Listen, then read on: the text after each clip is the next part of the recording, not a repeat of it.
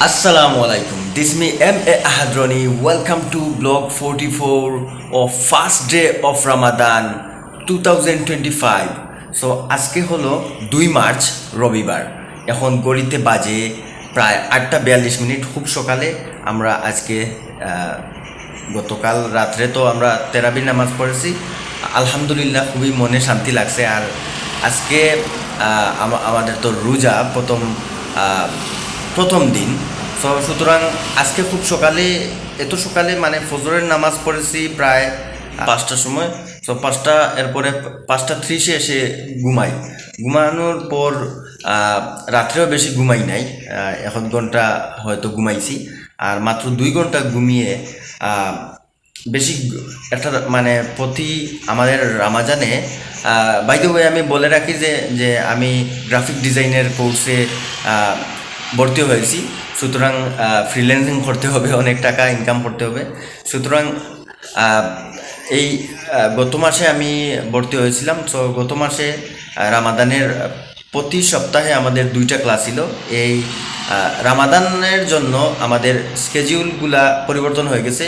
প্রতি সপ্তাহে একটা থাকবে, আর থাকবে শুধু রবিবারে। সো আজকে প্রথম রমজান, আজকে রবিবার পড়ে গেছে। আর সকাল 10টাতে গিয়ে ক্লাস অ্যাটেন্ড হতে হবে।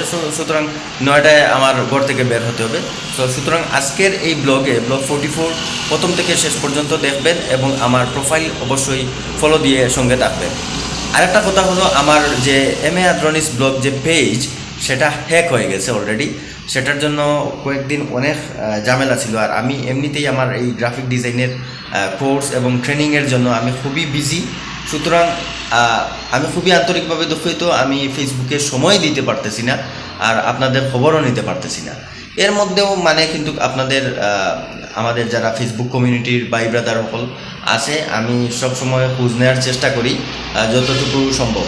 এছাড়া তো আমার নিজের ব্যবসা আছে, আমার কনসালটেন্সি অফিস আছে, সেগুলোতে আমার সময় দেওয়া লাগে। সুতরাং সেই জন্য আমি এত সময় দিয়ে পারি না।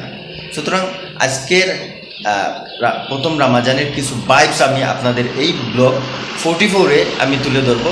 আশা করি আপনারা আমার সাথে থাকবেন এবং অবশ্যই আমার ইউটিউব চ্যানেল এম এ আদ্রনি এবং এম এ আদ্রনিস ব্লগ, এই 2টা ইউটিউব চ্যানেলে সাবস্ক্রাইব করে সঙ্গে থাকবেন। আর আমার যদি কোনো আর্টিকেল, যদি ভ্রমণ সংক্রান্ত কোনো আর্টিকেল যদি আপনারা পড়তে চান, তাহলে ডিরেক্ট চলে যান আমার ওয়েবসাইটে। আমার ওয়েবসাইট www.ultimategoalbt.com। দেখুন আমার পুরো ব্লগটি। আশা করি অনেক এনজয়, আপনার অনেক ভালো লাগবে। দেখেন রাস্তাঘাটে কোনো গাড়ি ঘোড়া নাই। এটা আমাদের সিলেট এয়ারপোর্টের বাইপাস পয়েন্ট। শীত চলে গেছে কিন্তু শীতের আমেজ এখনো আছে। রাস্তাঘাটে দেখেন মানুষ চলাফেরা একবারে কম। রমজান মাস তো, যত বেলা যাবে তত মানুষের আনাগোনা বাড়বে আর কি। তো দেখি এখানে পাওয়া যায় কিনা। ওই দূরে একটা গাড়ি আসতেছে, আসুক। না, এই তো, কিন্তু কোনো গাড়ি পাই নাই, কিন্তু একটা পিক আপ পেয়েছি। সেই পিক আপে কিন্তু উঠে গেছি।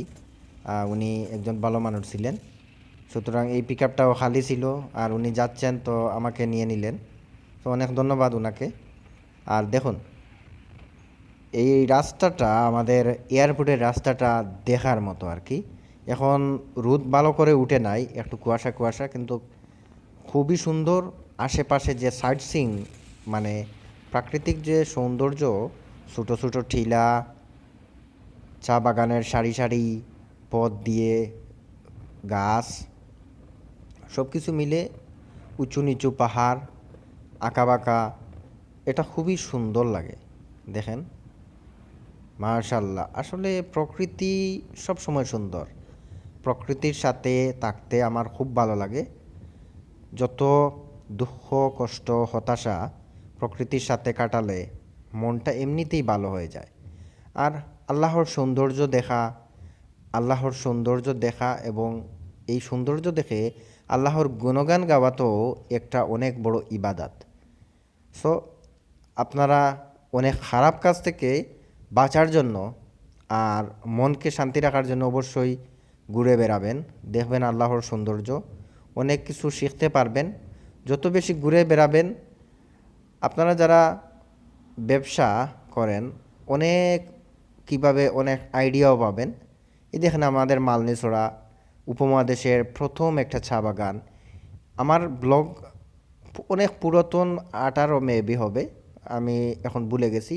এই চা বাগানগুলো, লাক্কাতুরা চা বাগান, আলিবাহার চা বাগানগুলো নিয়ে আমি আলাদা আলাদা বিভিন্ন ব্লগ কিন্তু আমি আপনাদের উপহার দিয়েছি।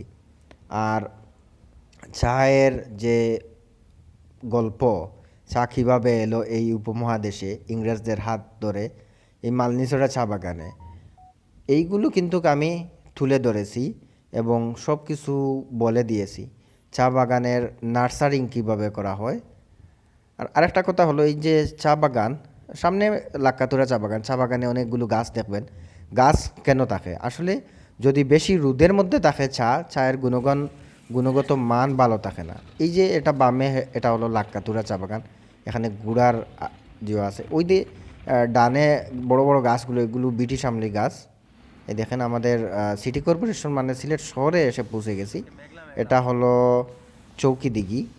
চৌকিদিঘির পরে আমরা যাচ্ছি, দেখুন এটা খাস্তবি থেকে আমরা চৌকিদিঘি যাচ্ছি এখন আম্বরখানার উদ্দেশ্যে। আম্বরখানা এখান থেকে প্রায় 3 মিনিটের রাস্তা হবে। এই তো আম্বরখানায় চলে আসছি। দেখুন ডানে বামে এখনও অনেক দোকানপাট খোলা হয় নাই, শুধু কয়েকটা সিএনজি দেখা যাচ্ছে। এই যে উপরে একটা ডানে আম্বরখানা জামে মসজিদ, অনেক বড় একটা জামে মসজিদ। এখন চলে আসছি সামনে চৌবাট্টা, দরগা গেট পেরিয়ে আমরা চৌবাট্টা ডানে হলো আলিয়া মাদ্রাসা মাঠ এবং ঐতিহাসিক আলিয়া মাদ্রাসা, আপনারা অনেকে চিনেন। এই দেখেন সিএনজি করে যাচ্ছি, ওই পিক আপ থেকে নেমে গেছি চৌবাট্টায় আর কি।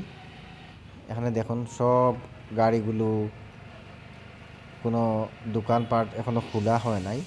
আর রাস্তায় এই দেখুন আমাদের সিলেটের প্রবেশদ্বার আর পুরান পুলের মুখ আর কি আমরা বলে থাকি। এটা হলো লিফটও আছে, ক্লাসও যাইয়ার সুমা মার্কেটে চলে আসছি। আমাদের সময় এখন ঘড়িতে বাজে 12টা, ক্লাস শেষ করে এখন যাচ্ছি শপে। শেষে এই দেখুন আবার আপনাদেরকে সৌন্দর্যটা দেখাই। এটা হলো গেট আমাদের সিলেটের, এটা হলো পুরান পুলের মুখের পয়েন্ট। এখন চলে আসছি বন্দর কোর্ট পয়েন্টে। এইটা হলো কোর্ট পয়েন্টের মূল কামরান চত্বর এবং ঐতিহাসিক হাসান মার্কেট। এটা হলো একটা ওভারব্রিজ, যেটা মানুষ খুব বেশি ইউজ করে না, কিন্তু আমি একটা জিনিস দেখে খুবই ভালো লাগলো। দেখুন মানুষ কিন্তু এই ওভারব্রিজটা ব্যবহার করতেছে না, কিন্তু আমি দেখলাম একটা কুকুর এই পার থেকে ওই পারে যাওয়ার জন্য এই ওভারব্রিজ ব্যবহার করছে এবং দেখুন সে এখানে ক্লান্ত হয়ে বসে আছে। আমি দেখাবো একটু পর। এই দেখুন এই দিকে সোজা চলে গেছে জিন্দাবাজার। এটা হলো কালেক্টরের জামে মসজিদ। এই দেখেন এই কুকুরটা, এই দেখেন, এটা হলো এই দিকে উপসর যাওয়া যায় এবং হফার আমরা বলি কদমতলিতে। এখন আছি এটা হলো মধুবন 12:10 বাজে, আপনারা অনেকেই বন্দর জানেন। ওভারব্রিজের উপরে আছি, অনেক রাস্তা পুরাতন ভাড়া একটা মার্কেট। ভালো লাগে। এটা ভূমিকম্পের জন্য খুবই হুমকির স্বরূপ। এটা নিচের তলায় এবং বিভিন্ন তলায় কিন্তু ফাটল দেখা গেছে, কিন্তু এটা এখনো ভাঙ্গা হয় নাই। এটা যে কোনো সময় কিন্তু খুবই বিপজ্জনক। কিন্তু এই দেখুন আবার আম্বরখানায় চলে আসছি। আম্বরখানা জামে মসজিদে নামাজ শেষ হয়ে এই দেখুন মানুষ বের হচ্ছে। মসজিদটি খুবই সুন্দর লাগে দূর থেকে। এই দেখুন ইফতার বাজার সিলেটের, আর দেখুন খুবই সুন্দর। সবাই ভালো থাকবেন আর অবশ্যই আমার প্রোফাইলকে ফলো দিয়ে সঙ্গে থাকবেন। দেখা হবে অন্য কোনো ব্লগে। আসসালামু আলাইকুম ওয়া রাহমাতুল্লাহ।